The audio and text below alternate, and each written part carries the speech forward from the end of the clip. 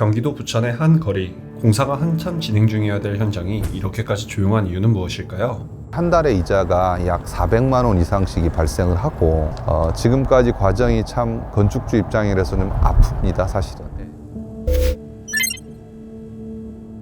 사건의 시작은 2년 전으로 거슬러 올라갑니다. A씨는 자신의 건물을 짓고 싶다는 생각에 인터넷으로 시공사를 알아보게 되는데요. 그중 건축계에서 알아주는 명장이 있다는 한 업체와 계약을 한 A씨. 하지만 그게 비극의 시작이었습니다. 시공사는 공사 도중 추가로 돈을 요구했고 알고 보니 계약 전 영업정지를 당한 업체였는데요.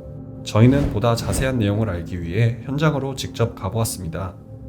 공사를 하시다가 시공사하고 문제가 생겨서 분쟁으로 중단돼서 저희들한테 다시 의뢰를 했어요. 그래서 그 확인 조사하러 현장에 가는 중입니다. 건축주와 함께 방문한 현장은 참담했는데요. 공사장 안은 건축 자재들과 쓰레기가 버려져 있었고 그간 내린 비로 지하실은 침수된 상황이었습니다. 실제 도면대로 공사가 진행되었는지도 알 수 없는 상황.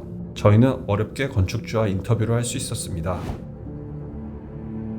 저희 현장 같은 경우에는 그 은행에서 대출을 일으켜서 기성고에 따라서 지급을 하기로 진행을 했는데 시공사가 우리는 돈이 더 들어갔다라고 해서 기성고가 더 됐다 하면서 그리고 이제 공사를 안 하는 것 때문에 이제 이렇게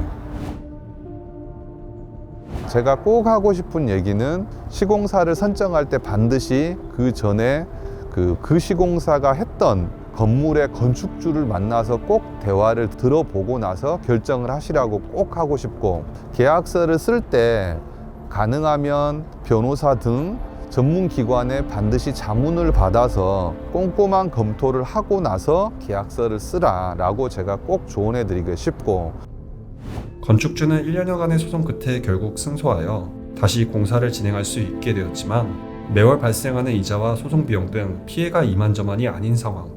시공사와 계약 후에 이러한 문제가 발생하는 이유는 무엇일까요? 두 가지입니다. 첫 번째, 계약서를 잘못 작성하거나 두 번째, 돈 문제.